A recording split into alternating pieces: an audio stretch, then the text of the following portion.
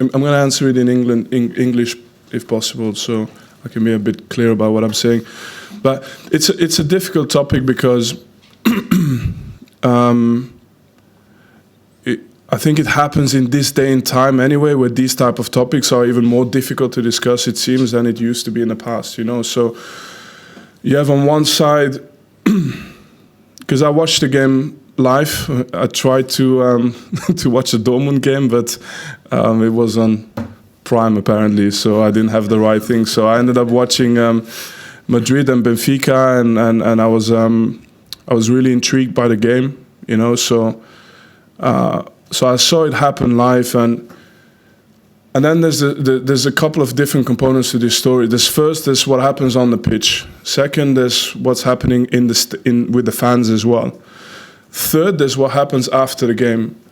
And for me, in those three things, there's some clear separations we need to make. So what happens on the pitch, for me, you have Vini Jr., who, when you watch the action itself, his reaction cannot be faked. You can see it. His reaction is an emotional reaction. I don't see any benefit for him to go to the referee and put all this misery on his shoulders. There is absolutely no reason for Vini Jr. to go and do this. And he does it, and when he does it, I think in his mind, he's doing it more because it's the right thing to do in that moment.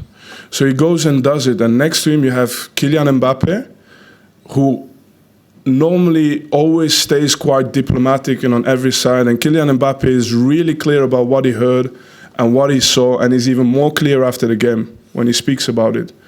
So all of this happens, but then of course you have a player who's hiding what he's saying in his shirt. And on the end you have this side of it, which I think is a little bit okay. You have a player who's complaining, you have a player who says he didn't do it. And I think unless the player himself comes forward, it's difficult. It's a difficult case. So I understand this. But then in the background, you see in the stadium, there are people doing monkey signs. It's happening in the stadium as well. It's happening. You can see it's in the video. So it happens. You have on one side the altercation between the players. You have on the other side what happens in the stadium as well. And then for me, even worse, and I'm clear in what I say, is what happens after the game. So after the game, you have the leader of an organization, Jose Mourinho, who uses basically, who attacks the character of Vinícius Jr. by bringing in the type of celebration to discredit what Vinícius is doing in this moment. And for me, in terms of leadership, it's a huge mistake. And it's something that we should not accept. So I'm very clear on that. On top of it, he mentions the name of Eusebio. To say that Benfica cannot be racist because the best player in the history of Benfica is Eusebio. You know what black players had to go through in the 1960s? Was he there to travel with Eusebio every away game? When he went to every place in Europe? Probably at the time, because my dad is a black person from the 1960s also who made his way. Probably at the time, the only option they had is to be quiet and to say nothing and to be above it and to be 10 times better, to get a little bit of credit and people say, actually, he's good. That's Eusebio's life, probably.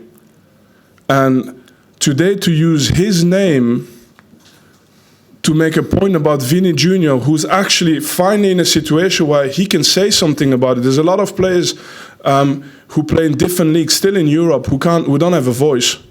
There's players today in Hungary, in Bulgaria, in Serbia. If something happens to them and they are black players, they have zero chance to have any kind of support. Vini Jr. at least is in a situation where a lot of people have made it possible for him to take this moment and to protest in this moment, you know. And then I'm thinking how it is that you can. So I'm not.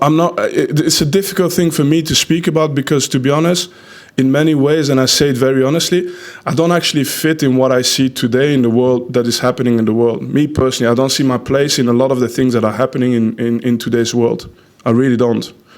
So I don't want to be a part of one group. I don't want to be a part of the other group. But if I see the situation with the player, I would like to see a situation where my dream is that at the end of the situation, if it is true that the player from Benfica said something as bad as what he said, I would love a situation where there's still a room where somebody can apologize and say, I'm sorry, I made a mistake. And this has an impact on the sentence as well. So the sentence should be A or B. But if you admit that you've made a mistake, there should be an opportunity as well to say that, hey, nobody's perfect. This is also a good step, you know? But we are taking away all these options because we are creating left or right and black and white, and you have to be on one side or on the other side. And actually, the one thing you can't do is punish someone unfairly. And the one thing you can't do is dismiss a person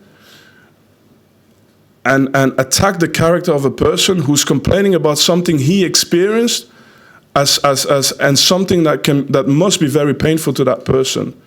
So there's something that needs to happen, but and I'm just thinking, I'm sorry I'm going on this, but I'm just thinking, you know, when Jose Mourinho is doing the knee slide at Old Trafford, when he goes because he attacked the celebration of Vini Jr., when he goes to the fans in the semi-final Inter Milan against Barcelona, and he goes in front of the Barcelona fans and does the celebration, when he plays against Sevilla with AS Roma, and in that moment he's fighting with the referees, and the referees have to go under protection, leave the country under protection after that game.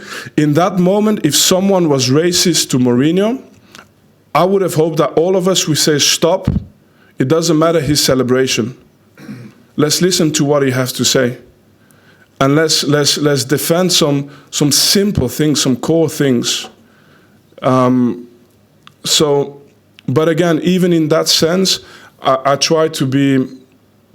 like to give context. So I have to still say that I know so many players, and I'm thinking about this situation, who have gone through it, and it's important to, I mean, it's happened to Eto'o, to Samuel Eto'o, it's happened to Mario Balotelli so many times. Okay, so it was their celebration as well?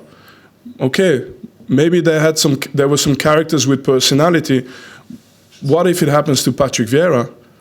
What if it happened to me? You know, 20 years ago I was in Sevilla, and then we're going to say, oh, it was 20 years ago. Okay, I was in Betis Sevilla. I was there with Cheick Tiote. Cheick Tiote is a player from Newcastle who died with a heart attack when he went to China. An unbelievable person, like a heart of gold. Both of us were 18, 19. We go to this game, and you have the Betis Sevilla fans going on the fences, singing Ku Klux Klan, doing monkey chants, going on the fences like monkeys. And we played a game. I was happy to score a goal in that game as well because of this. And it happened back then. So was it my celebration as well? What did I do? You know, and at the same time, I have to note something.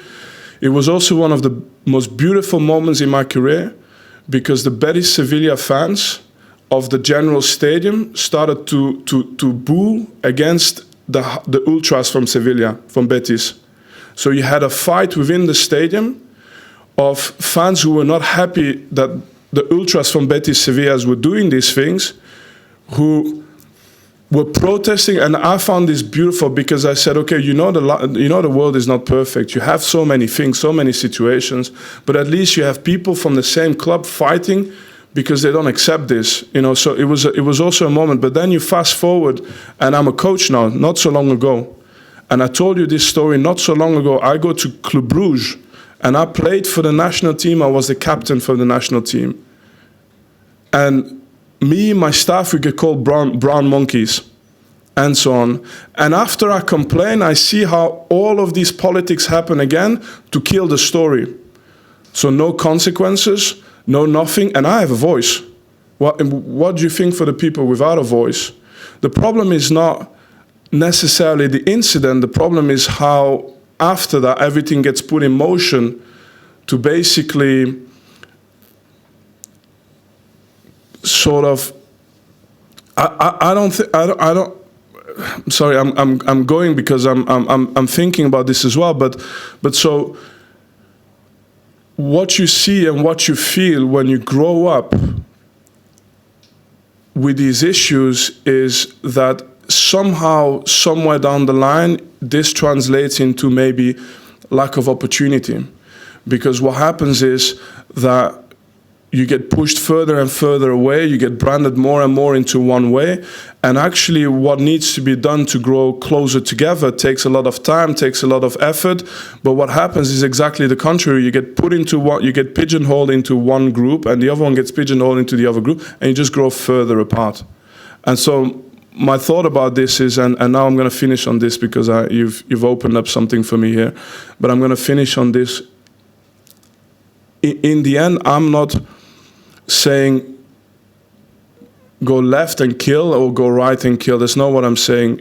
Deep down, I know I've met 100 people who worked with Jose Mourinho. I've never heard a person say anything bad about Jose. All the players who played with him, they love him. So I understand the person he is. I understand he's fighting for his team, he's fighting for his club, and he's made that decision.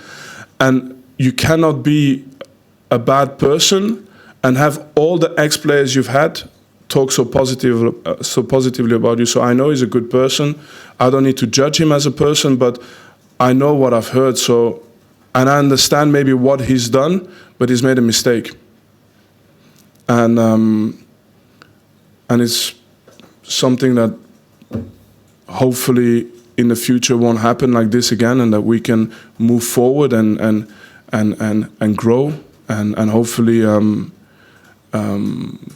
Yeah, I mean, look at the things that we can do together rather than the things that always constantly separate us.